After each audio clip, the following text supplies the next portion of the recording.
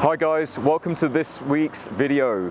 This week we are back at our Islington site, the big commercial building that we've been working on. And just thought it'd be a good video to show you guys progress and give you guys an update. So let's go. Delays. So we purchased this building through commercial agents. Gets us to a GDV valuation of why have we bought this old building and not continued to. Some of you new viewers might not fully understand what we're doing on the site, so let me just give you guys a quick recap. So just in the site office, I'm just gonna put on my high-vis and helmet. While I'm doing that, I can just talk through a few things. Unfortunately, there hasn't been a huge amount of progress on site, not as much as we would have liked anyway, but this is due to delays. So there's been a few things that we've been waiting for from consultants, which has delayed a few things. There's been a few things related to supply chain issues and a few things related to subcontractor issues.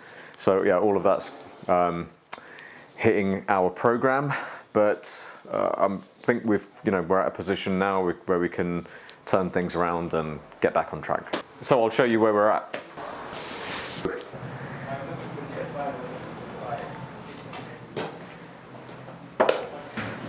So guys, this is our prized possession.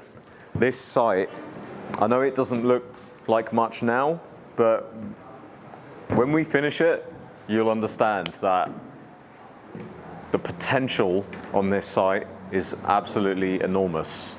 And I'll go through it in a minute, but this is the one that a developer dreams of. And I don't mean that in terms of like the project style or the fact that it's an old building. I mean from a numbers perspective, this is the one that you wait for, and then eventually it comes along.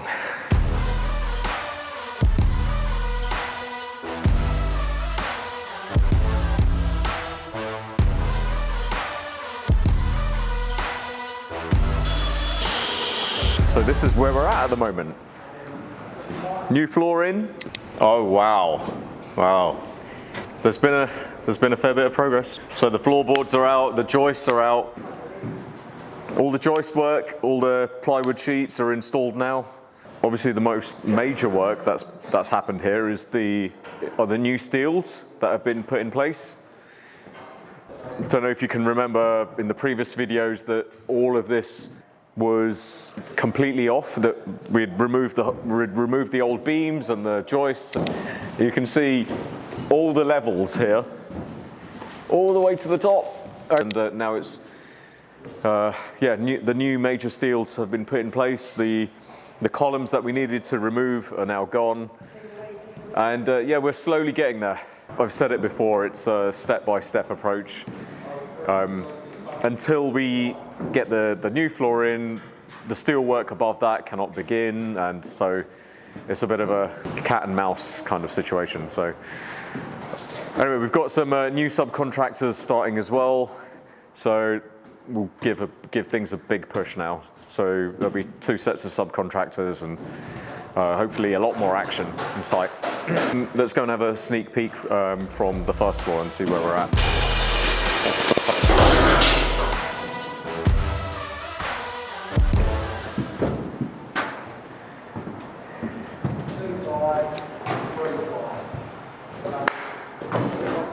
So we purchased this building through commercial agents, and at the time it had been on the market for some time.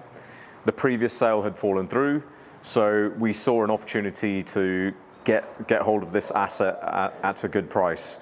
And we're intending to get this value from a circa 3 million valuation to a almost 9.4 million valuation. That's why this is our prized possession, because there is huge uplift on this building. The potential is enormous. this is a very strategic process. It's a step-by-step approach to creep up the value to the circa 9.25, I think is what I mentioned last time, but I think it's actually going to be even above that. So we're looking at around 9.3, 9.35, that kind of thing. It's a very strategic process on this one. So we've already got the permitted development approval. The prior approval application that we submitted has been approved, and that came through just before we actually completed on the purchase of the site. So that was a prior approval application for the conversion of the first, second, and third floor of this main portion of the building from commercial to residential, and that got us 7 flats. This is the general layout on the first and second floor, both are repeat, so 1, 2, 3, 4, 5, 6, so that's six apartments, and then on the roof space you get this very awkward 7th permitted development flat, and that used the existing skylights that are already there. That scheme so far gets us to a GDV valuation of 4.4 million.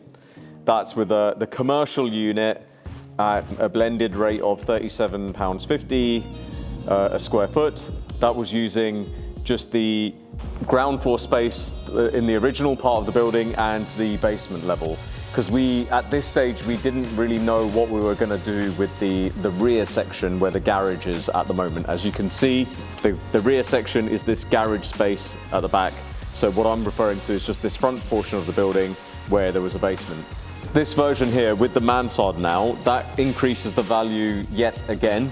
So now this particular scheme, so remember we've got 3 permitted development flats here, 3 permitted development flats here. Now this permitted development flat then opens up into a much nicer, larger new build flat with amenity space. So then that obviously reflects on the overall GDV. That's the mansard one. That increases the GDV by up to 4.8, so almost another 400,000. The value of that flat increases to around 850,000. It would be a 3-bedroom flat, maybe a large 2 double-bedroom flat with amenity. That also has a massive increase in rental as well. So then that gets us to from 295, which was the previous combined rental, to a figure of 310, almost 310,000. Annual figure, but that still is not good enough for us. That scheme combined with a rear element now, and now we're talking about a new build element to the rear, is what we were looking at not too long ago. That rear new build element would have been here, so it's in the location, as I mentioned before, in this rear location here. It's a perfect infill plot of land, infill development, and that we designed.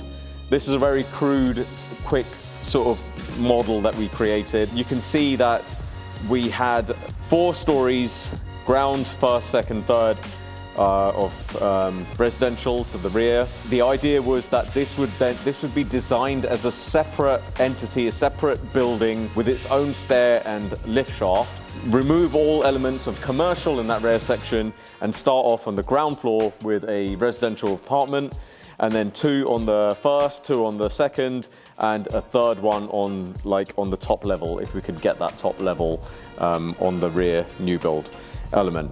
Again, so that's the scheme that I was just talking about. So again, the 6 permitted development flats, the new mansard level, which gives us a larger unit, and then this whole rear new build section, which gives us an apartment on the ground floor, 2 apartments on the first floor, second floor 2 apartments, and then 1 slightly larger apartment on the third floor there. So that was an option where we had 6 new build apartments, and in terms of the numbers, that scheme looked like this. Here again, we have the 6 permitted development flats. This 7th one, that turns into a larger mansard unit valued at 850, as I mentioned before, and then that gives us a higher rental as well. And then combine that with a new build block, which then gives us a total GDV valuation here of 8.16. So getting closer, getting very closer to that 9.3. That then gave us a rental number of circa $500,000 there. So great rental, the rental's creeping up as well. The gross yield is also increasing as well. We weren't satisfied with that, so we're gonna go one step further. The option there that you just saw was what we were thinking was that we would design and create a new build, complete separate new build development to the rear that we could maybe sell off on its own in the future if we wanted to. However, what we started to realize was that the commercial unit had value to it, and we were just looking at this whole thing the wrong way around. So what we started to do is reach out to high street supermarket chains and try and understand what their requirements were for commercial space. We're talking about like the smaller supermarket sizes such as Sainsbury's Locals, Tesco Metros, and the smaller co-op supermarket stores. What they require is approximately 3,000 square foot of retail space, followed by another 1,000 square foot of back of house, office, storage, that kind of thing. So what we then did was we then looked at this as a complete unit, incorporating the rear element, so the whole ground floor gets opened up all the way to the rear, also includes this basement. In this previous scheme, the basement lost value because of the size of that commercial unit on the ground and basement. It didn't give a very high blended price pounds per square foot rate. Whereas when you incorporate this whole element, the supermarket chains were using this lower ground level as back of house. So that's their office, storage, some of the other plant machinery, that kind of thing. So this then gives us a much higher pounds per square foot value. What we've now done is we've now opened this entire element up, and then we've actually got a combined residential access of the two sides. The previous scheme had two separate cores, one for the new build and one for the original part of the building. What we've done now is combine the cores so that the staircase in the original section is used to access not only the permitted development flats, but also the new build flats. And we have now created, we're proposing a new lift shaft which serves both sides. By doing that, we've now maximized the full potential of the site in terms of square footage back to the actual residential spaces rather than just lost space for access and stairwells and such. What we're now looking at with the high valuations that we get with the commercial, like having one of the high street supermarket chains, what that means is that once they sign up on a 20-year lease with a 15-year break, or even a 15-year lease with a 10-year break, that instantly increases the value of this unit, which increases the value of the overall scheme. So looking at the numbers now, this is our goal. This is what we want to try and achieve. Now, if you look at what we've done now, you have the commercial unit substantially increases in value, giving us hopefully a high rental figure there. We have the 6 permitted development units. We have the mansard, which is a larger unit. We have then the 5 new build apartments to the rear, giving us a whole total GDV valuation, actually almost 9.4. We're not sure if we're going to get that. We're still working towards that, but you can also see that we are now getting a rental figure of almost 600,000. And that's now increased our gross yield almost up to 10%. That's what we're working towards. That's the goal. Not sure if we're going to get that, but as you can see here, this is kind of what it will look like. These are still very early stage sort of computer generated mock-ups. We've got the original portion, we've got a mansard extension, we've got the rear element, which will incorporate a combined commercial space on the ground floor. This is going to be an access for refuse. This is louvers for their plant room, for the new commercial plant room. This is the residential access, which will be the access for both sides here now. Yeah, as you can see, we've got balconies here for the new build element because they have to be done to new build standards, whereas these were permitted development flats, so no amenity required here. But these apartments here will have amenities and there will be much larger apartments. So there you have it. That's the breakdown. That's the strategy. So yeah, I know some of you younger viewers, aspiring developers might be wondering why have we bought this old building and not continued to work on our new build developments. Well, we are still doing some new build developments, but sometimes the numbers just make sense. And in this case, we saw huge uplift potential, and also sometimes dealing with an existing building can be a quicker turnaround.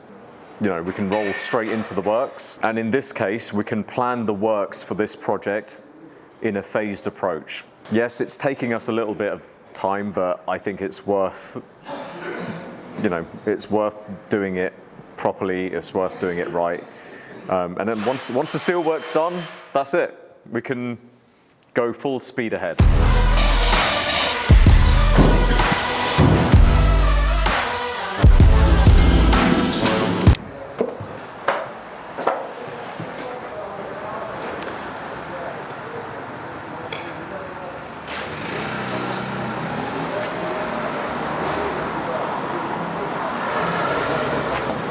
Back in the office, let me just give some of you new viewers might not fully understand what we're doing on the site, so let me just give you guys a quick recap.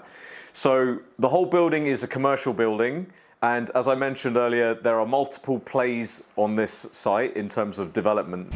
That's why there's a bit of a strategic approach in getting the mansard on the existing portion of the building, which will then allow us to have a new setback level on the proposed new build element of the project. Now for the new infill element, we had just had our pre-app meeting with the council and it seemed to go okay. Let's wait for the feedback to come through and then we'll analyze it. But from the way that the meeting went, we can definitely get something on the site. We should be able to get 5 flats, but let's see. Let's wait for the feedback. But it is what it is.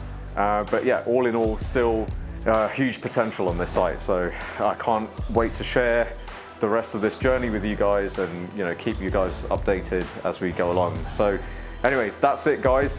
Thanks for watching the video. If you did like the video, please subscribe to the channel and like the video and leave some nice comments, and I'll see you at the next one.